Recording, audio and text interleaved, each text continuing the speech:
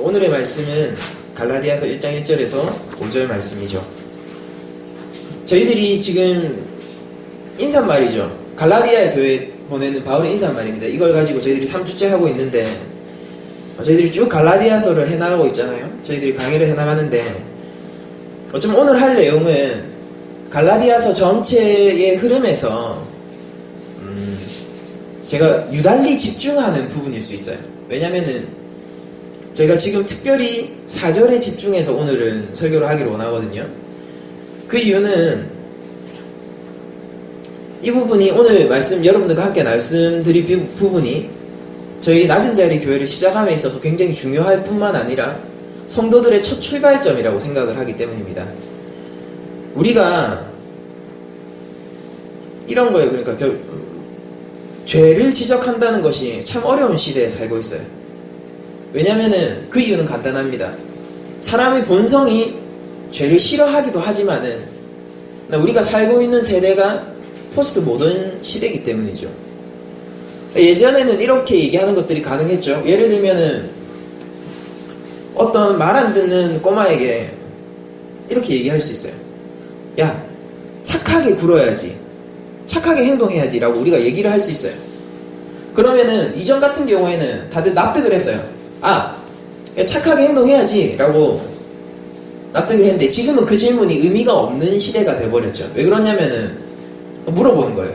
착하게 행동해야지. 그러면 착한 건 뭔데? 착하다라고 얘기하는 그 기준은 뭔데? 착하다는 것에 대한 내용은 뭔데? 이렇게 나오는 거예요. 절대 진리가 없죠. 기준이 없죠. 죄에 대해서 지적을 하면은 이런 거예요. 그러면은 죄라는 게 뭔데?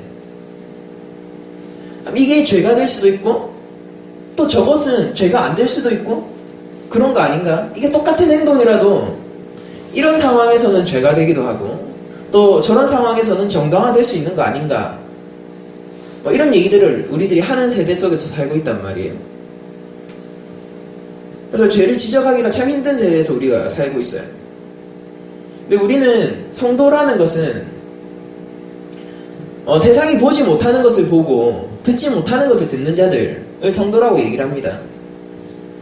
우리가 실체를 보는 눈이 있다라는 소리죠.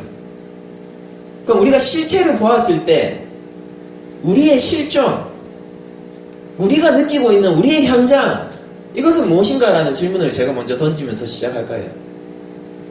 우리가 성도로서 우리가 살고 있는 현재와 우리의 현실은 무엇인가? 그것은 바로 오늘 4절의 말씀, 이 말씀 그대로예요. 그리스도께서 하나님, 곧 우리 아버지의 뜻을 따라 이 악한 세대에서 우리를 건지시려고, 우리는 건짐받은 세대라는 겁니다. 건지시려고 우리 죄를 대속하기 위하여 자기 몸을 주셨으니 라고 갈라디아서는 증언하고 있어요. 우리는 이 악한 세대에서 건짐받은 자들이에요. 그러면은 그것을 조금만 틀어서 얘기하면은, 반대로 이야기하면 뭐가 되냐면은, 우리가 그 악한 세대 속에서 그 세력을 함께 형성하고 있던 죄인들이라는 소리입니다. 죄인이라는 말은 모든 사람에게 힘든 말이에요. 죄라는 것을 지적하는 것은 설교자에게도 쉬운 일은 아닙니다. 그러나 이것을 지적하지 않고 우리한테 어떻게 은혜가 임할 수 있겠어요? 예수님이 이런 말씀을 하세요. 예수님은 죄인을 구하러 오신 거예요. 약한 자, 그리고 죄인, 건강한 사람한테 어떻게 의사가 필요하겠습니까? 의사가 필요한 건 환자에게죠. 예수님이 필요하다면은, 예수님이 내 삶의 구주라고 고백을 하면은, 그것은 곧 무엇을 전제로 깔고 있냐면은, 주님, 나는 주님이 없으면은 내 삶을 도저히 지탱할 수 없는 죄인입니다 라는 것을 전제로 하고 있는 얘기라는 거죠. 이 본절에서 건지다 라는 말이 헬라어로 이런 단어예요. 엑사이 레온마이 라는 헬라어인데, 이게 바울 서신을 통해서 딱 한 번 쓰인 단어예요. 독특한 단어죠. 제가 원래 헬라어를 굳이 얘기해서 그런 것들을 뭐 이렇게 설명하는 것보다 그냥 설교에 녹여내서 얘기하기를 더 좋아하지만은 이건 굉장히 특별한 단어이기 때문에 제가 소개를 했습니다. 이거는 건지다 라는 말은 우리가 생각을 해보면 이런 거잖아요. 뭐 물속에서 건지다 혹은 뭐 어떤 그 잡동사니에서 보물을 건지다 이런 식으로 물체의 이동을 얘기하는 거예요. 물체의 이동을 기본적으로 얘기하는 건데 바울 서신에서 쓰이는 이 건지다 라는 말은 단순히 어딘가로 이동하는 것만이 아니라 어떤 힘의 영역에서 구출받는 것을 이야기하고 있거든요. 그러니까 원래 바울 사도가 선호하는 구원, 구속에 관한 말들은 이런 거예요. 구출하다, 해방하다, 값을 지불하고 사다. 이걸 우리가 구속이라고 하죠. 근데 이런 것들을 원래 바울 사도가 선호해서 쓰는 단어이긴 한데 본절에서는 바울이 건지다 라는 표현을 쓰면서 어떤 해방의 느낌을 주고 있단 말이에요. 제가 여러분들이 앞서서 저와 함께 예배를 드렸다라면은 이 그러니까 갈라디아서가 우리 첫 시간 예배를 통해서 이렇게 말씀을 드렸죠. 갈라디아서는 크리스천에게 해방에 대한 선언문이고 자유의 선언문이자 독립의 선언문이다 라는 것을 제가 말씀을 드렸을 거예요. 그럼 성도가 무엇으로부터 자유한가? 무엇으로부터 독립하게 되는가? 그것이 바로 이 악한 세대로부터 독립하게 된다는 겁니다. 죄로부터 자유하게 된다는 거예요. 그게 바로 바울이 던져주는 진정한 자유라는 겁니다. 우리는 이 오늘의 본문을 통해서 바울이 얘기하고 있는 그 세대가 죄로 특징 지어진 세대라는 것을 알 수 있어요. 이 세대, 이 악한 세대라는 말로 그 바울 당시에 그 세대를 특징 짓고 있습니다. 여러분들 잘 보세요. 그러면은 이 건지다 라는 말과 악한 세대라는 말이 함께 만남으로써 그냥 악한 세대 아니죠. 이 악한 세대죠. 지금의 이 악한 세대가 만남으로써 어떤 분위기를 갑자기 풍겨내게 되냐면 이 두 단어의 조합은 바울의 이 서신을 종말론적 견지로 옮겨가게 합니다. 이건 무엇을 전제하고 있냐면은 다가올 새 세대를 전제하고 있기 때문이에요. 건졌다. 우리를 건지려 한다. 죄로부터 건지려 한다. 그럼 다가올 새 세대는 어떤 세대겠습니까? 죄로부터 해방되어 있는 그리스도의 통치가 임한 하나님이 드디어 모든 주권과 역사를 행하시는 바로 그 나라를 얘기하는 거예요. 그게 소망이죠. 소망. 우리의 소망.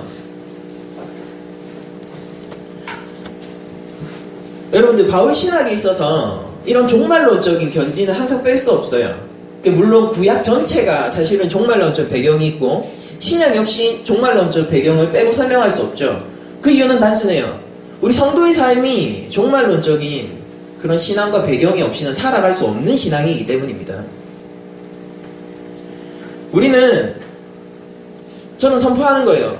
이거 여러분들의 동의를 구하거나 여러분들에게 설득하려고 하지 않겠습니다. 저는 선포합니다. 우리는 죄에 둘러싸인 악한 세대 속에서 살고 있어요. 그리고 그리스도의 통치로 인해서 의가 성취되는 다가올 세대를 기다리는 새로운 세대입니다. 이것은 교회에 대한 선포이고 성도에 대한 선포예요. 여러분들 죄라는 것이 무엇입니까? 죄라는 게 뭐예요? 제가 앞서 포스트 모던에 대해서 얘기를 했는데 우리가 죄라는 것을 이야기할 때 여러분들은 죄를 뭘로 생각해요? 성경이 이야기하는 죄는 무엇일까요? 우리는 왜 종말을 맞아야 됩니까? 세상 사람들은 저희들한테 질문해요. 교회에게. 너무 오만하다, 독단적이다, 사람들이 협박한다고 얘기해요. 죄인이라고 얘기를 하면서 그것으로 겁탈하여, 마음을 겁탈하여 교회를 믿게 하고 신앙을 가지게 하고 천국이라는 헛된 소망을 심게 해서 교회 노예로 삼는다라고 얘기를 해요. 뭐 굳이 얘기하자면 프로 얘기하자면 그런 거겠죠. 사실은 그게 정확한 시각 아니겠어요? 그들에게 죄라는 건 의미가 없어요. 죄라는 게 뭔데? 여러분들, 저는 이 자리에서 당당하게 얘기할 수 있는 것은, 성경이 이야기하는 죄라는 것은 우리가 하나님의 영광을 위해서 살지 않는 그 모든 것을, 하나님으로부터 벗어나 있는 그 모든 것을 죄라고 성경은 기준하고 있습니다.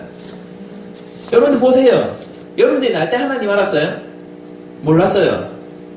근데 이제 다시 여러분들 복음을 알고 하나님을 아는 여러분들한테 반문합니다. 그게 정당합니까?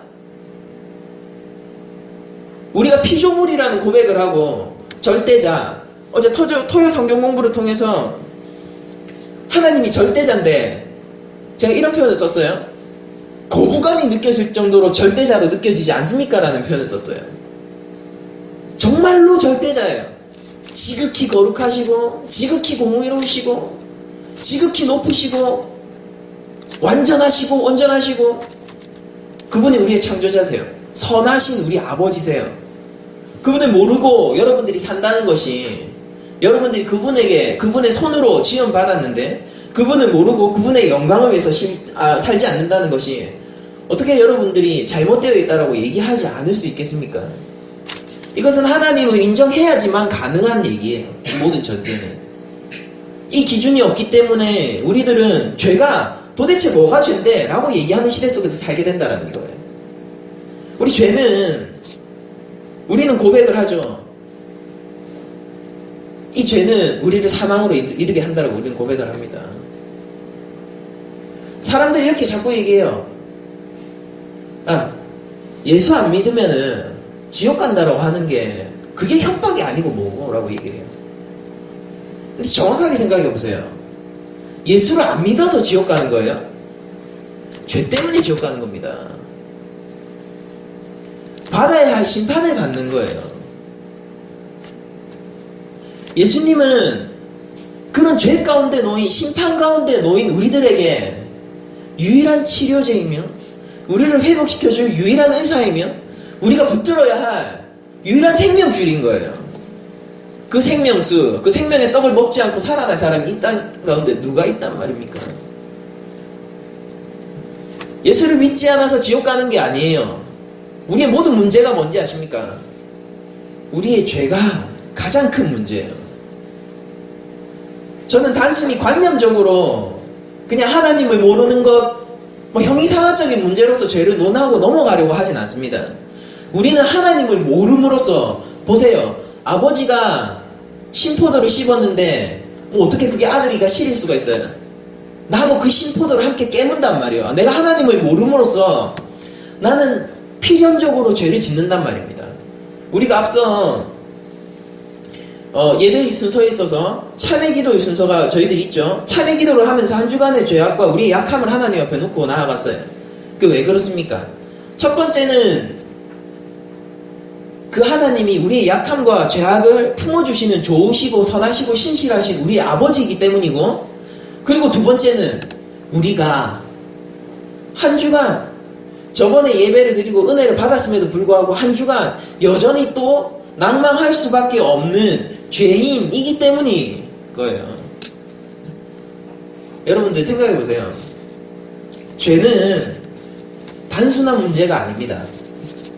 죄는 단순한 문제가 아니에요. 우리의 생명이 걸려있는 문제예요. 제가 말하는 생명은 영생과 관련되어 있는 생명을 얘기하는 겁니다. 생명과 관련되어 있는 문제예요. 죄의 문제를 해결하지 않고, 이 문제를 해결하지 않고 그 누가 평안하다라고 얘기할 수 있어요. 여러분 힙합 가수 에미넴 아세요? 유명한 가수예요. 래퍼죠. 백인으로서 흑인 음악인 힙합에서 거의 유일하게 성공한 래퍼죠. 아주 독보적인 래퍼입니다. 그 에미넴이 이런 얘기를 했어요. 돈이 없이도 행복할 수 있다라고 얘기를 했어요. 그런데 돈이 있으면 겁나게 행복하다라고 얘기했어요. 이거 여러분들 뭔가 다른 걸 기대한 표정인데. 그렇게 얘기했어요, 에미넴이. 근데 그게 현실 아니에요? 제가 묻고 싶은 건, 그냥, 진짜 현실적인 얘기를 하자고요. 대한민국 사회는 어때요? 부산에서 사시는 여러분들은 어떻습니까? 창원에서 오신 분도 있지만 창원에서 사는 여러분들은 어떠세요? 돈이 있으면은 살기 편한 거 사실 아니에요. 낮은 자리 교회 이제 시작했는데 하나님 은혜를 했어요. 심지어 이 마이크조차 이거 협찬받은 겁니다. 플러그 받은 건데 진짜 다 전부 다 하나님이 하셨어요. 근데 우리 통장에, 낮은 자리 교회 통장에 1,000만 원이 꼽혀 있다. 아, 걱정이 덜죠. 근데 그게 죄의 문제를 해결하지 못한다고요. 죄의 문제를 해결하지 못한다고요. 그러면 최종적으로 궁극적으로 무슨 위로가 되겠어요? 무슨 해결점을 우리한테 던져주겠어요? 교회가 왜 복음만을 붙들어야 됩니까? 지겹도록 복음만을 제가 얘기했죠. 개척 준비 기도회부터 예배까지, 오늘도 복음인데 죄송합니다. 근데 이 복음만을 계속 얘기하고 여러분들이 귀에 딱지가 않도록 이런 얘기만을 하는 이유가 뭐예요? 교회 구원이 복음에만 있고 우리가 살아나는 유일한 방법이 복음에만 있기 때문이에요. 예수님이 십자가에 죽으셨다. 이게 뭐 그냥 하는 얘기가 돼버렸잖아요. 예수를 믿는다. 그러니까 내가 그래 결단하고 예수를 나의 구주로 영접해서 어떤 일순간의 일처럼 다뤄지지 않습니까? 우리 신앙의 선배들은 어땠어요? 평생을 예수를 믿는 그 일에 인생을 바쳤단 말입니다. 나는 예수를 믿어요. 저는 예수를 믿습니다. 그러나 더욱더 믿기로 원해요. 여러분들은 어떻습니까? 그 복음이 여러분들을 살렸고 죄 가운데서 여러분들을 구출했으면은 여러분들의 고백은 도대체 어떤 거예요? 여러분들에게 정말로 생명이 왔다면은 여러분들의 고백은 어떤 거냐고요? 예수 믿는 일이 우리의 전부예요. 많은 의미를 함의하고 있지만은 그러나 여전히 심플하게 기독교는 그저 예수를 믿는 일이 전부예요. 그게 시작이고 그게 끝입니다. 다른 것 없어요. 바울이 왜 이런 얘기들을 하면서 갈라디아서를 시작하고 있을까요? 바울 역시 갈라디아 교회에서 세우려고 하는 것이 예수 그리스도를 믿는 그 믿음이기 때문이에요. 복음이기 때문입니다. 예수님 우리 죄를 대속하기 위해서 자기 몸을 주셨습니다. 여러분들 죄라는 것이 우리를 사망에 이르게 하고 죄라는 것이 우리의 눈을 가려 하나님으로부터 우리를 보지 못하게 한다라면은 그것은 참으로 종말의 시대와 다를 바 없죠. 그렇지 않습니까? 제가 앞서 이 단어가 건지다라는 단어가 이 악한 세대라는 말과 결합되어서 종말론적인 견지를 가진다라고 설명을 드렸는데요. 제가 요거를 함께 보면서 이거 한번 찾아봤으면 좋겠어요. 누가복음 10장인데요. 제가 단순히 읽어드리는 게 아니라 여러분들이 보면서 같이 봤으면 좋겠습니다.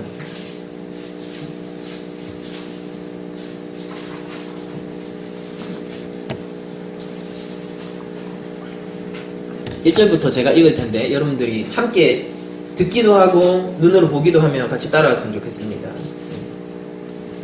누가복음 10장 1절부터 제가 쭉 읽겠습니다. 22절까지 제가 읽을 거예요. 그 후에 주께서 따로 70인을 세우사 친히 가시려는 각 동네와 각 지역으로 둘씩 앞서 보내시며 이르시되 추수할 것은 많되 일꾼은 적으니 그러므로 추수하는 주인에게 청하여 추수할 일꾼들을 보내주소서 하라. 갈지어다 내가 너희를 보냄이 어린 양을 이리 가운데 보낸과 같도다. 전대나 배낭이나 신발을 가지지 말며 길에서 아무에게도 문안하지 말며 어느 집에 들어가든지 먼저 말하되 이 집이 평안할지어다 하라. 만일 평안을 받을 사람이 거기 있으면 너희의 평안이 그에게 머물 것이요 그렇지 않으면 너희에게로 돌아오리라. 그 집에 유하여 주는 것을 먹고 마시라. 일꾼이 그 삭슬 받는 것이 마땅하니라. 이 집에서 저 집으로 옮기지 말라. 어느 동네에 들어가든지 너희를 영접하거든 너희 앞에 차려놓은 것을 먹고 거기 있는 병자들을 고치고 또 말하기를 하나님의 나라가 너희에게 가까이 왔다 하라. 종말론적인 선언이에요. 하나님의 나라가 너희에게 가까이 왔다 하라. 어느 동네에 들어가든지 너희를 영접하지 아니하거든 그 거리로 나와서 말하되 너희 동네에 우리 발에 묻은 먼지도 너희에게 떨어버리노라. 그러나 하나님의 나라가 가까이 온 줄을 알라 하라. 내가 너희에게 말하노니 그날에 소돔이 그 동네보다 견디기 쉬우리라. 화 있을진저 고라시나 화 있을진저 벳세다야. 너희에게 행한 모든 권능을 두로와 시돈에서 행하였더라면 그들이 벌써 베옷을 입고 죄에 앉아 회개하였으리라. 심판때에 두로와 시돈이 너희보다 견디기 쉬우리라. 가버나움아 네가 하늘에까지 높아지겠느냐? 음부에까지 낮아지리라. 너희 말을 듣는 자는 곧 내 말을 듣는 것이요 너희를 저버리는 자는 곧 나를 저버리는 것이요 나를 저버리는 자는 나 보내신 이를 저버리는 것이니라 하시니라. 여러분 70인이 돌아와요. 이 말씀을 듣고 나갔다가 70인이 기뻐하며 돌아와 이르되 주여 주의 이름이면 귀신들도 우리에게 항복하더이다. 굉장히 격앙되어 있죠. 예수께서 이르시되 사탄이 하늘로부터 번개같이 떨어지는 것을 내가 보았노라. 내가 너희에게 뱀과 정갈을 밟으며 원수의 모든 능력을 제어할 권능을 주었으니 너희를 해칠 자가 결코 없으리라. 그러나 귀신들이 너희에게 항복하는 것으로 기뻐하지 말고 너희 이름에 하늘에 기록된 것으로 기뻐하라 하시니라. 그때 예수께서 성령으로 기뻐하며 이르시되 천지의 주제이신 아버지여 이것을 지혜롭고 슬기 있는 자들에게는 숨기시고 어린아이들에게는 나타내심을 감사하나이다. 옳소이다. 이렇게 된 것이 아버지의 뜻이니이다. 내 아버지께서 모든 것을 내게 주셨으니 아버지 외에 아들이 누구인지 아는 자가 없고 아들과 또 아들이 소원대로 계시를 받은 자 외에 아버지가 누구인지 아는 자가 없나이다. 제자들이 돌아보시며 없나이다 하시고 제자들을 돌아보시며 조용히 이르시되 너희가 보는 것을 보는 눈은 복이 있도다. 내가 너희에게 말하노니 많은 선지자와 임금이 너희가 보는 바를 보고자 하였으되 보지 못하였고 너희가 듣는 바를 듣고자 하였으되 듣지 못하였느니라. 아멘. 좀 긴 본문이지만은 이걸 가지고 뭐 드문드문 제가 들춰내면서 조금 여러분들과 함께 종말론적인 얘기를 좀 하려고 합니다. 여러분들 종말론이라는 게 뭐예요? 종말론이 단순히 여러분들이 시간적인 감각하고 결합되어 있다라고 느껴지시면은 그건 절반만 아는 거예요. 종말이라는 것이 언제부터 종말이에요? 우리가 종말이라는 것은 예수님의 십자가가 섰을 그때부터 그 이후의 모든 세대를 종말에 속한 세대라고 우리가 얘기를 합니다. 왜 그렇죠? 여러분들 잘 생각해 보세요. 마지막 우리는 직선적 세계관을 가지고 있어요. 이게 여러분들이 알고 있는 종말일 거예요. 시작이 있고 태초에 창조하셨고 그리고 그리스도가 오십니다. 그렇게 되면은 심판과 그리고 구원이 있을 거예요. 분명히 역사 가운데서 우리의 역사가 끝나고 우리의 피조물이 갱신되고 회복되어서 하나님의 영광을 위해서 사는 영원의 세대가 올 거예요. 천국의 세대가 올 거예요. 또한 심판받는 세대가 올 것입니다. 그런데 여러분들이 가만히 생각을 해보시면은 십자가 사건은 매우 기이한 일이에요. 매우 기이한 일이에요. 왜 그러냐면은 시작이 있고 끝이 있으면은 심판의 선언은 언제 내려져야 되는 거예요? 예수님이 오셨을 때 마지막 이 인류의 역사가 끝나는 그때에 심판이 이루어져야 된단 말이에요. 그때 무슨 심판이 내려지겠습니까? 너네들은 유죄다 라는 심판이 내려져야 되잖아요. 맞잖아요. 그게 끝 아닙니까? 근데 그 끝에 있을 심판이 갑자기 인류 역사 한가운데 뜬금없이 생긴 거예요. 그때의 선언은 무엇입니까? 내 안에 속한 자는 전부 무죄하다라는 선언이에요. 끝에 있을 역사가 이게 논리적으로 그렇잖아요. 끝에 있어야 하는 그 심판, 회복의 선언이, 무죄의 선언이 역사 한가운데 골고다 언덕에서 생겨버렸단 말입니다. 거기에 속한 세대는 전부 종말을 경험하고 있는 세대죠. 안 그렇습니까? 뭐 선교사님들 중에서는 뭐 이렇게 얘기하는 사람도 있어요. 제가 실제로 들은 얘기인데 모르겠다. 나는 그 시기를 특정 짓지 않지만은 20년, 30년 후에 정도 예수님이 오지 않을까 생각한다. 위험한 얘기예요. 제가 생각했을 때는. 성경이 종말을 이야기하는 것은 단순히 시간적인 개념으로만 속해 있지 않기 때문입니다. 여러분들 생각해보세요. 여러분들은 여러분들이 죄인됨을 경험하고 나의 죽었음, 내가 죄인입니다, 내가 죽어 있습니다, 나는 그리스도 밖에 외인으로서 나에게 생명이 없는 자입니다, 이것을 고백했을 때 여러분들이 이미 종말을 경험하신 분들이에요. 작은 종말을 이미 경험하셨다고요. 그리고 그 감각 속에서 살아가는 사람들이 성도 아닙니까? 그렇게 우리가 종말을 경험한 세대로서 사는 그 모든 사람들은 뭐라고 얘기할 수밖에 없어요? 하나님의 나라가 가까이 왔다라고 밖에 얘기할 수 없는 거예요. 하나님의 나라가 가까이 왔다. 종말이 앞으로 저는 선포합니다. 앞으로 인류 역사가 얼마나 갈지 몰라요. 1000년, 2000년, 1억년, 만년이 흘러도 그 만년 전체가 종말에 속해 있어요, 여러분들. 우리가 얼마를 살겠어요? 100년을 삽니까? 200년을 살아요? 우리의 종말은 정해져 있어요. 우린 그 종말의 감각 속에서 사는 것이고, 그리스도를 안다는 것은 그리스도의 재림을 소망한다는 것과 같은 것인데, 그리스도의 재림을 소망하는 그 모든 사람들은 이 땅 가운데서 참을 수 없는 마음에 불붙는 듯한 감각이 일어난단 말입니다. 이 땅에 생명이 없단 말이에요. 생명이 없고 그 생명이 있는데도 불구하고 그것을 거부하는 사람들이 있단 말입니다.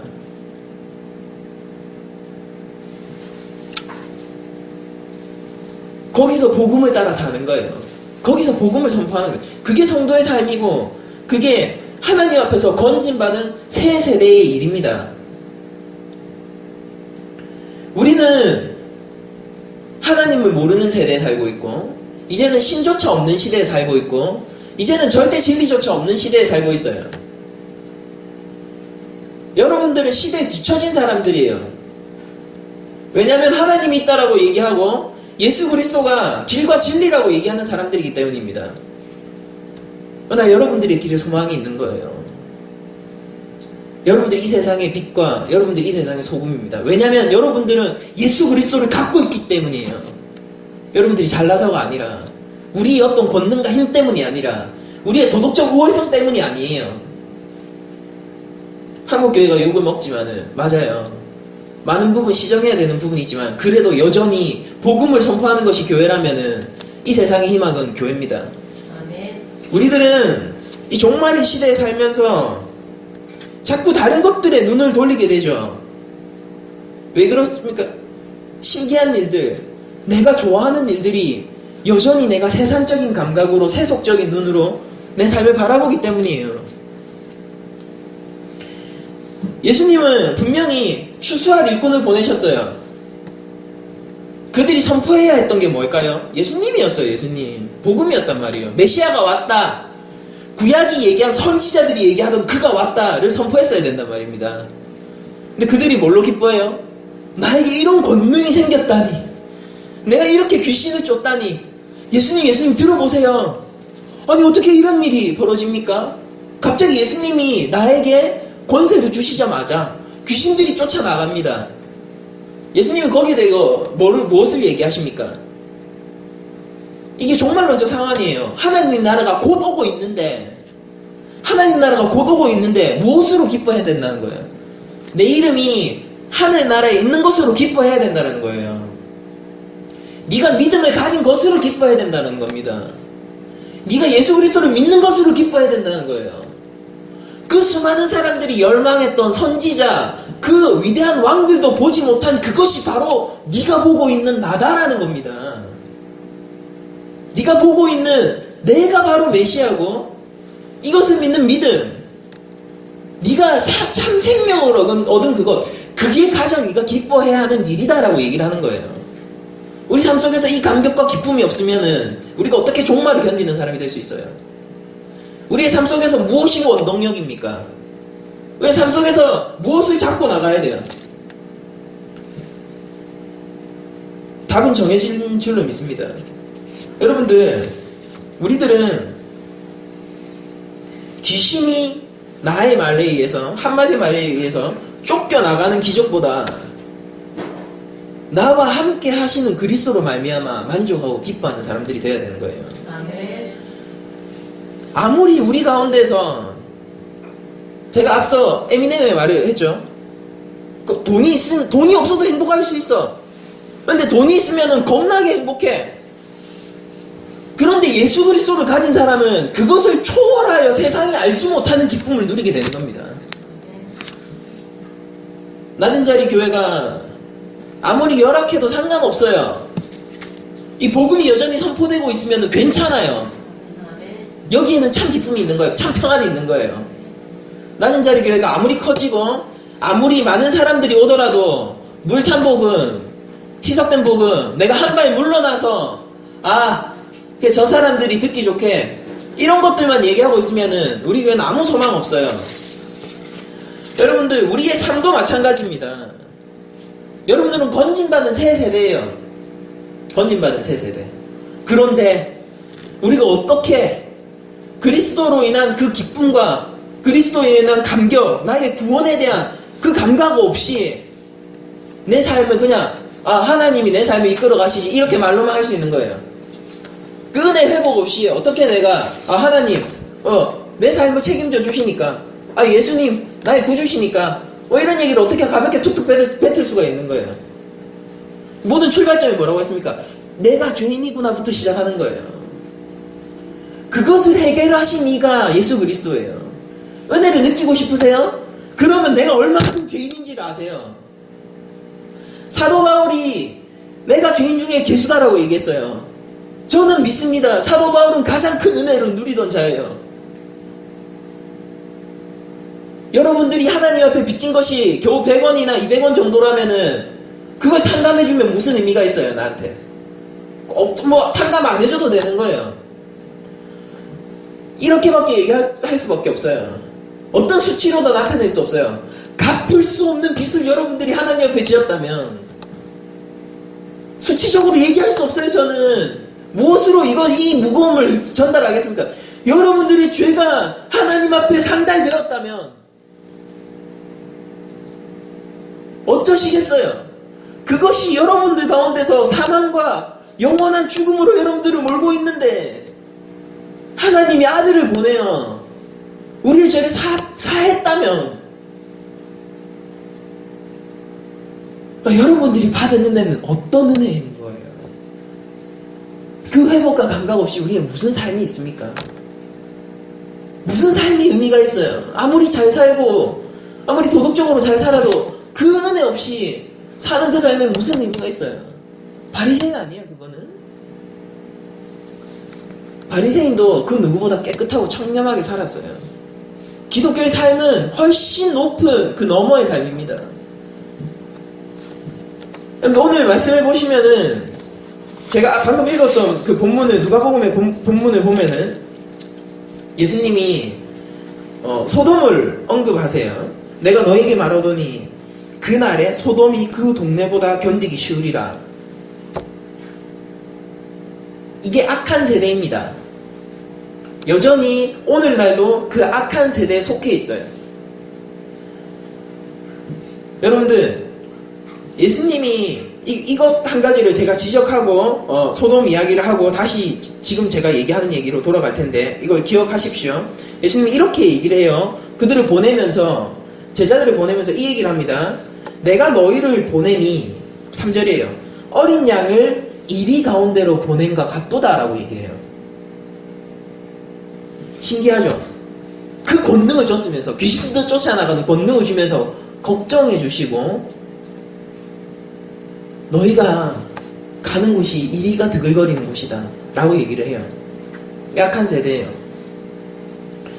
여러분들, 요거 얘기는 제가 조금 이따가 하도록 하고 기억해 두십시오. 그리고 소돔의 이야기로 잠깐 넘어가죠. 창세기 19장입니다. 우리가 19장도 한번 찾아서 이 스토리를, 이 내러티브를 조금 우리가 함께 익히고 얘기를 나눴으면 좋겠는데,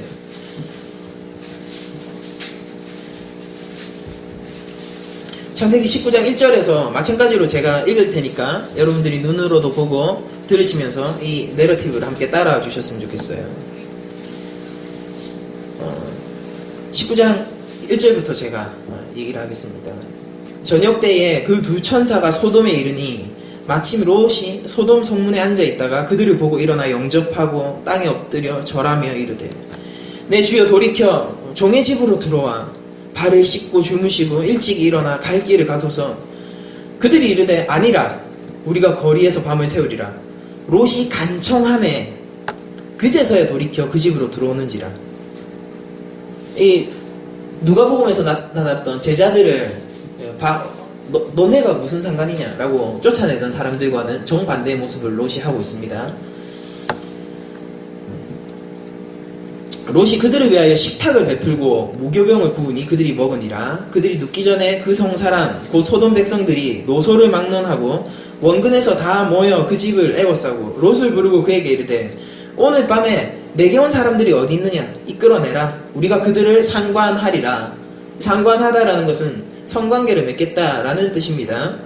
롯이 문 밖의 무리에게로 나아가서 뒤로 문을 닫고 이르되 청하노니 내 형제들아 이런 악을 행하지 말라. 내게 남자를 가까이 하지 아니한 두 딸이 있노라. 청하건대 내가 그들을 너희에게로 이끌어내리니 너희 눈에 좋을 대로 그들에게 행하고 이 사람들은 내 집에 들어왔은즉 이 사람들에게는 아무 일도 저지르지 말라. 그들이 이르되 너는 물러나라. 또 이르되 이자가 들어와서 거류하면서 우리의 법관이 되려 하는도다. 이제 우리가 그들보다 너를 더 헤아리라 하고 롯을 미치며 가까이 가서 그 문을 부수려고 하는지라. 그 사람들이 손을 내밀어 롯을 집으로 끌어들이고 문을 닫고 문 밖의 무리를 대소를 막론하고 그 눈을 어둡게 하니 그들이 문을 찾느라고 헤매었더라. 그 사람들이 롯에게 이르되 이외에 내게 속한 자가 또 있느냐. 내 사위나 자녀나 송중에 내게 속한 자들을 다 성 밖으로 이끌어내라. 그들에 대한 부르짖음이 여호와 앞에 크므로 여호와께서 이곳을 멸하시려고 우리를 보내셨나니 우리가 멸하리라. 롯이 나가서 그 딸들과 결혼할 사이들에게 말하여 이르기를 여호와께서 이 성을 멸하실 터이니 너희는 일어나 이곳에서 떠나라 하되 그 사이들은 농담으로 여겼더라. 동틀 때 천사가 롯을 재촉하여 이르되 일어나 여기 있는 내 아내와 두 딸을 이끌어내라. 이 성의 죄악 중에 함께 멸망할까 하노라. 그러나 롯이 지체하매 그 사람들이 롯의 손과 그 아내의 손과 두 딸의 손을 잡아 인도하여 성 밖에 두니, 그러니까 롯이 뭐예요? 그 사람들의 손에 이끌려서 나간 거예요. 자기가 그렇군요 이러고 나간 거 아닌 거 우리가 잘 보이죠. 인도하여 성 밖에 두니 여호와께서 그에게 자비를 더하심이었더라. 왜 그렇게 됐습니까? 이유가 뭐예요? 롯에게 있어요? 아니에요. 여호와가 자비를 더하셨기 때문이에요. 그 사람들이 그들을 밖으로 이끌어낸 후에 이르되 도망하여 생명을 보존하라. 돌아보거나 들에 머물지 말고 산으로 도망하여 멸망함을 면하라 라고 얘기를 하죠.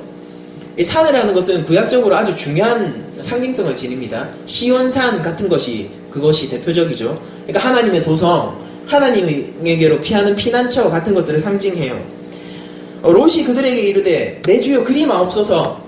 그 뭐야, 지금 억지로 끌어내서 하나님이 자비를 더해서 억지로 끌어내서 성 밖으로 생명을 건지게 했어요. 그러니까 롯이 뭐라고 해요? 산으로 가라 이러니까 산으로 가면 힘들 것 같잖아요. 내 주여 그리마옵소서. 계속 읽겠습니다. 주의 종이 주께 은혜를 입었고 주께서 큰 인자를 내게 베푸사 내 생명을 구원하시오나 내가 도망하여 산에까지는 갈 수가 없습니다. 나한테 잘해주신 건 알겠는데, 내 생명을 건진 건 알겠는데 산은 조금 아닌 것 같은데요. 두렵건대 재앙을 만나 죽을까 하나이다. 보소서 저 성읍은 동항하기에 가깝고 찾기도 하오니, 기어 들어간 게 어디예요? 성읍이에요. 찾기도 하오니 나를 그곳으로 도망하게 하소서. 이는 작은 성읍이 아니니까 내 생명이 보존되리이다. 그가 그에게 이르되 내가 이 일에도 내 소원을 들었은즉 내가 말하는 그 성읍을 멸하지 아니하리니 그리로 속히 도망하라. 내가 거기 이르기까지 내가 아무 일도 행할 수 없노라 하였더니 그러므로 그 성읍 이름을 소알이라 불렀더라. 롯이 소알에 들어갈 때 해가 돋았더라. 여호와께서 하늘 곧 여호와께로부터 유황과 불을 소돔과 고모라에 비같이 내리사 그 성들과 본들과 성에 거주하는 모든 백성과 땅에 난 것을 다 엎어 멸하셨더라. 롯의 아내는 뒤를 돌아보았으므로 소금 기둥이 되었더라.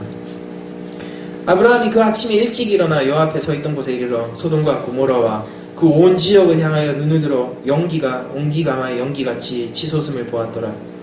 하나님이 그 지역의 성을 멸하실 때, 곧 롯이 거주하는 성을 엎으실 때에 하나님이 아브라함을 생각하사 롯을 그 엎으시는 중에 내보내셨더라.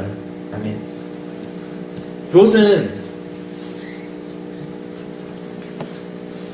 어떤 종말론적인 상황이죠. 하나님의 심판이 임하는 그 상황에서 소돔에서 거의 유일하게 생존하는 사람이 됩니다. 근데 그 롯이 생존하게 된 것이 뭐 때문에 그런 거예요? 첫 번째는 여호와의 자비가 더해져서 그의 사자들, 즉 여호와의 천사들이 그를 억지로 성 밖으로 밀쳐냈기 때문이고, 두 번째는 여호와가 아브라함을 생각하셨기 때문이에요. 우리 구원도 마찬가지예요. 우리가 왜 구원받았습니까? 우리가 왜 구원받았습니까? 우리는 하나님의 인자와 자비로 말미암아 단지 그것 때문에 우리가 이 악한 세대로부터 건짐을 받은 거예요. 그것 때문이에요. 그리고 우리 아버지께서 예수 그리스도를 생각하심으로 말미암아 구원받은 거예요. 그리스도에게 속하지 않고 구원받은 사람이 없습니다. 여러분들, 우리는 이 내러티브를 통해서 잘 알 수 있는 것이 롯이 그닥 변하지 않는다라는 거예요. 롯은 악한 세대에 속한 사람이었어요. 맞습니까? 악한 세대에 속한 사람이었고, 그 악한 속성이 무엇으로 드러나냐면은 웃기게도 그 천사들을 지키려고 할 때 그 악한 속성이 드러나요. 뭐라고 합니까? 그들이 분명히 죄악을 저지르고 있죠. 내가 상관하리라 뭐 동성애이기도 하고, 그리고 손님을 향한 무례이기도 하고, 그들의 욕망의 표현이기도 하죠. 죄를 짓고 있는데 롯은 뭐 하고 있어요? 그들의 죄를 만족시켜 주려고 하고 있어요. 다른 방법으로 만족시켜 줄 수 없을까? 그게 뭐예요? 처녀인 내 두 자녀를 데려가라 라는 거예요. 롯은 그런 사람이에요. 야곱이 그러했듯이. 그런데 거기서도 하나님의 은혜가 임하는 거예요. 그 환난 가운데서 그 죄와 타협하고, 여전히 그가 죄 가운데서 죄를 만족시켜주는 것을 생각할 때에 그 사자들이 롯을 집안으로 끌어들이는 거예요. 강권적으로 자꾸 문 탁 닫아버리고 어떻게 됩니까? 어둠을, 그들의 눈을 멀게 해서 문이 어딘지 모르게 해요. 왜 예수님이, 여기서 제가 아까 했던 그 얘기를 다시 한번 꺼낼게요. 왜 예수님이 제자들을 보내면 이리 때에 보낸다라고 얘기했는지 아시겠습니까? 그것은 이 세상이 악하고 하나님을 거역하기를 좋아하기 때문이기도 하지만은 나 역시 그것을 좋아하기 때문이에요. 그게 우리 주님의 걱정입니다. 그리고 이어서 다시 롯의 내러티브로 돌아와서 이어서 잠깐 보자면은, 롯이 여전히 무엇을 좋아해요? 성읍을 좋아해요. 성읍을 멸망시키는, 성이라는 것은 창세기에 있어서 특별한 의미를 가지는데, 그러니까 바벨탑이라고 알고 있죠. 그러니까 그게 이제 탑이기도 하고 성으로도 번역이 돼요. 그러니까 성이라는 것은 내내 그 무엇으로 표현이 되냐면, 창세기 내내 하나님을 거역하는 인간들의 악한 집합체, 하나님을 거역하는 세력 정도로 묘사가 계속되거든요. 이게 모세의 어떤 전략적 글쓰기죠. 그렇게 됐을 때 롯이 계속 성읍을 사랑하고, 성읍에서 건진받았지만은 여전히 작은 성읍을 내가 거기 가서 살기 원합니다. 산은 아니지 않습니까? 라고 얘기하는 그 근저에는 뭐가 숨어 있는 거예요? 여전히 악한 세대를, 죄를 버리지 못하는 습성이 남아있는 거예요. 그는, 롯이 잘한 거는 딱 하나밖에 없습니다. 뭡니까? 그들을 강권하여, 그 두 천사를 강권하여 집으로 데려와 대접한 것밖에 없어요. 그게 롯이 한 유일한 일이에요. 근데 그게 롯을 구원하게 했어요. 여러분들 우리는 하나님의 은혜로 그러나 우리가 믿어 구원을 얻게 되는 거예요. 뭘 내세우시겠어요? 다른 어떤 것을 내세워서 하나님 앞에 의를 주장하시겠습니까? 내가 선합니다 라고 무엇을 주장하시겠어요? 여러분들 종말론적인 스토리의 대표가 노아 이야기예요. 그 노아 이야기의 출발점을 제가 얘기를 들려드릴게요. 6장 1절에서 이건 한번 들어보십시오. 6장 1절부터 8절까지인데 이 악한 세대의 이야기가 나오고 노아가 왜 구원받았는지가 나와요. 사람이 땅 위에 번성하기 시작할 때 그들에게서 딸들이 나니 하나님의 아들들이 사람의 딸들의 아름다움을 보고 자기들이 좋아하는 모든 여자를 아내로 삼는지라. 여호와께서 이르시되 나의 영이 영원히 사람과 함께 하지 아니하리니 이는 그들이 육신이 됨이라. 그러나 그들의 날은 120년이 되리라 하시리니 당시에 땅에는 네피림이 있었고 그 후에 하나님의 아들들이 사람의 딸들에게로 들어와 자식을 낳았으니 이를 용사라 고대의 명성 있는 사람들이었더라. 여호와께서 사람의 죄악이 세상에 가득함과 그의 마음으로 생각하는 모든 계획이 항상 악할 뿐임을 보시고 땅에 사람 지으셨음을 한탄하사 마음에 근심하시고 이르시되 내가 창조한 사람을 내가 지면에서 쓸어버리되 사람으로부터 가축과 기는 것과 공중의 새까지 그러하리니 이는 내가 그것들을 지었음을 한탄함이니라 하시니라. 6장 8절이에요. 이게 핵심입니다. 그러나 노아는 여호와께 은혜를 입었더라. 이제 이후에 9절 이하로 노아 이야기가 벌어집니다. 노아가 왜 구원받았을 것 같아요? 당대의 의인이었기 때문에 그래요. 그러나 그 이전에 무엇이 있습니까? 그러나 그 악한 세대에도 불구하고 노아는 은혜를 입은 거예요. 이 실체가 우리들은 명확하게 이제 잡히는 세대에서 살고 있어요. 그게 뭡니까? 이 악한 세대, 갈라디아서 이 악한 세대에서 우리를 건지시려고 우리 죄를 대속하기 위하여 자기 몸을 주셨으니 그리스도가 우리를 위하여서 자기 몸을 주셨습니다. 무죄하신 그분이 우리 죄를 위하여서 십자가에서 우리의 죄의 형량을 받으셨어요. 우리는 예수님과 같은 죽음을 죽을 수 없어요. 예수님은 정말로 아버지에게서 완전히 끊겼기 때문이에요. 여러분들은 순교할 수도 있고 죽을 수도 있어요. 그러나 그 가운데서도 여러분들은 하나님이 지키시고 예수 그리스도가 그 우편에서 여러분들을 맞이할 준비를 하고 있을 거예요. 그러나 우리 구주 예수 그리스도는 우리가 원래 처해야 했던 형벌, 아버지로부터 완전히 끊기는 그 형벌, 그것을 받았단 말입니다. 어떤 순교자가 예수님과 같을 수 있겠습니까? 그들은 죽음 가운데서도 하나님 앞에 지켜집니다. 그러나 우리의 구주 되시는 예수 그리스도는 아버지로부터 완전히 끊김 받았단 말이에요. 원래 우리가 죽었어야 할 그 죽음에 우리 예수 그리스도가 우리의 죄를 위하여서 들어가셨단 말이에요. 그걸로 말미암아 우리가 하나 되었습니다. 그리스도와 함께. 그렇게 우리에게 몸을 주심으로 우리를 이 악한 세대에서 건지셨어요. 우리가 이것이 새 세대, 이것이 건져진 새 세대의 정의입니다. 저는 시간이 많이 흐르고 있는데 조금만 더 하도록 하겠습니다. 여러분들 저는 우리의 처지를, 죄악에 빠진 우리의 처지를 이런 식으로 설명하고 싶어요.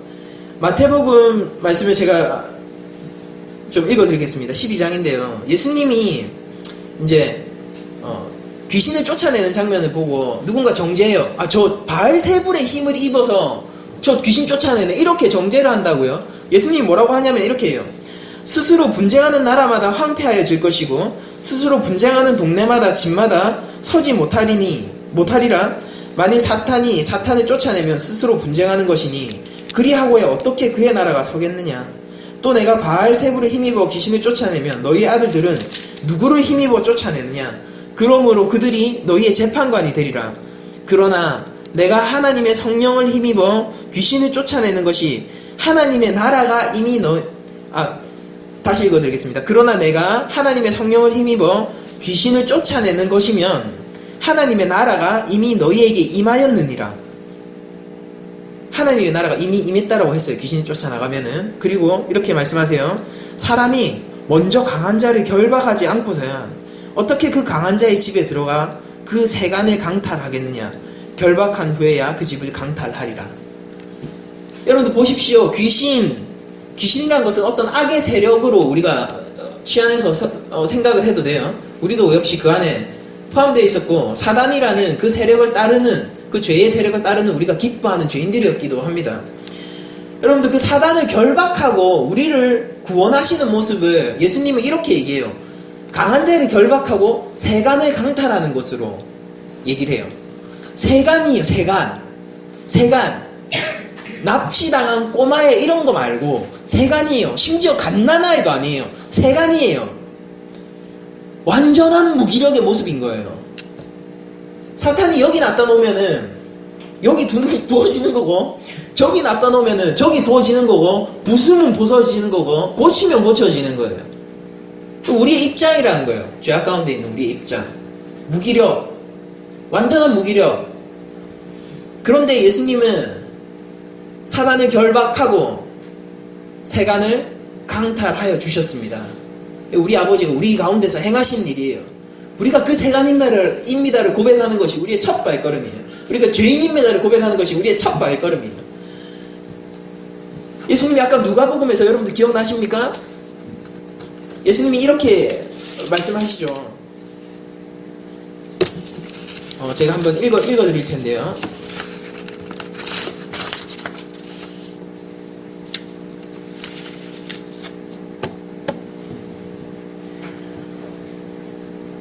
내 아버지께서 모든 것을 내게 주셨으니 아버지 외에는 아들이 누구인지를 아는 자가 없고, 아들과 또 아들의 소원대로 계시를 받은 자 외에는 아버지가 누구인지 아는 자가 없나이다 하시고, 제자들을 돌아보시며 조용히 이르시되 너희가 보는 것을 보는 눈은 복이 있도다. 내가 너희에게 말하노니 많은 선지자와 임금이 너희가 보는 바를 보고자 하였을 때 보지 못하였으며 너희가 듣는 바를 듣고자 하였을 때 듣지 못하였느니라 라고 얘기를 해요. 그들이 왜 보지 못하고 듣지 못하는 것인가? 그들은 여전히 힘센 자에게 묶여있는 세간이기 때문이에요. 그들을 자유하게 하는 것은 예수 그리스도가 사단의 머리를 짓밟는 것 외에는 없습니다. 예수께서 이르시되 사탄이 하늘로부터 번개같이 떨어지는 것을 내가 보았노라. 내가 너희에게 뱀과 정갈을 밟으며 원수의 모든 능력을 제어할 권능을 주었으니 너희를 해칠 자가 결코 없으리라.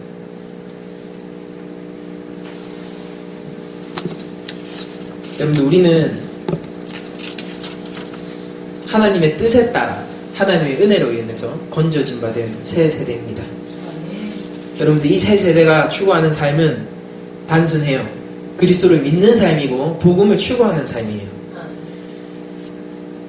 그러나 여러분들이 계속해서 노아의 이야기도 그렇고 롯의 이야기도 그렇고 제자들의 이야기도 그렇고 이 모든 이야기를 통해서 여러분들이 한 가지 느껴야 할 것은, 그들이 건진받은 새 세대임에도 불구하고 여전히 악한 세대에 발을 들이고 산다는 것입니다. 우리의 입장이에요. 우리의 현실이에요. 그리고 그들은 예수님이 이리 가운데로 보내는 것 같이 불안해할 정도로 힘든 세대를 경험해야 한다는 것입니다. 그게 우리의 입장이에요. 그러나 여러분들 안심하십시오. 예수님은 사단이 자신의 발밑에 꿇어앉아 엎드려 있는 것을, 그의 머리를 밟은 것을 그의 제자들에게 선포하셨고, 그것은 동일하게 오늘날의 교회에도 해당됩니다. 여러분들은 안전할 거예요. 그러나 여러분들은 악한 세대를 살 겁니다. 이 이중적인 이 현실이 우리의 실존이에요. 건져진 새 세대에 대한 마지막 결론은 이렇습니다. 제가 시간을 들여서 계속해서 여러분들한테 얘기를 하고자 했던 것은 하나님의 은혜예요. 우리 어떤 공로나 우리의 힘이 아니라 하나님의 은혜로 우리가 구원받았다는 사실을 제가 계속해서 지금 거의 한 50분 가까이를 들여서 여러분들한테 설명을 해드린 거예요. 이것에 대한 마지막 결론은 이렇습니다. 여러분들, 우리는 하나님의 뜻에 따라 건진받은 새로운 세대인데, 우리는 더 이상 악한 세대에 속하지 않고 사단의 지배 아래 놓여있지 않은 그리스도의 통치를 받는 하나님의 주권 아래 놓여있는 그런 새로운 세대예요. 그러나 여러분들이 살아가야 하는 그 세상은, 여러분들이 속한 이 현실은 여전히 악한 세대라는 것입니다. 이 악한 세대, 그리고 여러분들은 여전히 여러분들 마음 가운데 이 악한 세대 가운데 동화되기를 좋아한다라는 거예요. 그러나 여러분들 안심하십시오. 여전히 하나님은 여러분들을 놓지 않고 계십니다. 믿음의 싸움을 싸우십시오. 괜찮아요. 쓰러질 수 있어도 완전히 엎드려질 수 없는 게 여러분들이에요. 믿음의 싸움을 싸우십시오. 두려움 없이 가십시오. 복음이 부끄럽습니까? 아니요. 자랑하세요. 여러분들의 권세는 생명을 나눠주는 권세를 갖고 있는 거예요. 그게 새 세대가 가진 권세예요. 여러분들 이 세상이 죄악된다는 것을 이야기하는 것은 언제나 격한 반항을 불러와요. 격한 저항을 불러옵니다. 여러분들, 그러나 약한 세대 속에서 하나님을 아는 자로 사십시오. 그리고 그들 가운데서 이런 세대 속에서도 이렇게 내가 구닥다리처럼 여겨짐에도 불구하고 여전히 하나님을 믿는 사람이 있다는 것을 보여주십시오. 여러분들이 직장에서, 교회에서 뭐 하지 마세요. 괜찮아요. 우리 교회 뭐 아무것도 안 시킬 거예요. 하지 마세요. 그러나 여러분들이 헌신된 그 자리에서 하세요. 직장과 가정에서 그렇게 사십시오. 그곳에 하나님이 계세요. 교회에 계세요. 하나님의 눈을 피하시지 마시고 그 모든 가운데서 여러분들이 건진받은 새 세대로서 적당하게 사십시오. 그에 합당하게 사십시오. 은혜를 받은 자로서 합당하게 사십시오. 제가 율법을 선포하는 것이 아니에요. 자유한 바 된 자로서 자유함을 누리시라는 겁니다. 여러분들은 자유한 사람들이에요. 괜찮아요. 경제적으로 힘들어도 괜찮아요. 그냥 하는 얘기 아니에요. 여러분들이 어떤 문제를 안고 있어도, 삶에 어떤 고난을 갖고 있어도 괜찮아요. 그냥 하는 소리 아니에요. 그러나 여러분들이 그리스도의 복음을 모르면 그거 진짜 큰일 났어요. 여러분들이 아무리 돈이 많고 아무리 잘 나가도 그 복음을 모르면 정말 큰일 났어요. 여러분들, 저는 그 은혜 말고는 외칠 게 없습니다. 이 자리에서 그 은혜로서 사는 사람들이 여러분들이 되기를 정말 간절히 소망합니다. 여러분들, 우리가 살고 있는 현실은 악한 세대이지만은, 그러나 우리가 실존적으로 느끼는 그 실존은 하나님의 백성임을 잊지 마시고, 여러분들이 성도로서 세상의 빛과 소금으로서 살아내기 원합니다. 절대 율법적인 선포 아니에요. 갈라디아서는 율법으로부터의 해방을 선언하는 해방서라고 제가 말씀드렸지 않습니까? 은혜를 받은 자로서 사세요. 그리고 우리는 결코 실패하지 않는다는 게 여러분들의 위안이에요. 왜냐하면 그리스도가 다 하셨기 때문이에요. 이것을 믿고 이것을 붙드십시오. 그리고 믿음의 싸움을 싸우시되 힘들면 쉬시고 믿음만큼 하세요. 내 신앙의 크기만큼 하세요. 괜찮아요. 괜히 만용 부리다가 바리새인 되지 마시고 은혜만큼 하시고, 모든 행위 이전에 여러분들은 은혜를 상기하시고 여러분들의 은혜를 회복시키세요. 그리고 다시 처음으로 돌아갑니다. 그 은혜는 내가 얼만큼 죄인인지를 아는 것에서부터 나오는 거예요. 말씀을 마치겠습니다. 여러분들, 저는 죄인이에요. 사실은 이 낮은 자리 교회를 개척하고 뭐 다른 사람들은 뭐 대단하게 보는 사람들도 있지만은 저는 알아요. 이거 이끌 능력 저한테 없습니다. 그냥 여러분들한테 선포하는 거예요. 심지어 저 찬양 인도도 못 하잖아요. 이거 이끌 능력도 없고 인격이 뭐 그렇게 뭐 썩 고상한 사람도 아닌 것 같아요. 다만 제가 이렇게 개척할 수 있는 유일한 이유는 복음은 선포할 수 있기 때문이에요. 그러면 하나님이 우리 가운데서 행하신 역사야. 그 역사가 일어날 것이고 우리는 그 가운데서 순종하면 되니까 간단한 거 아닙니까?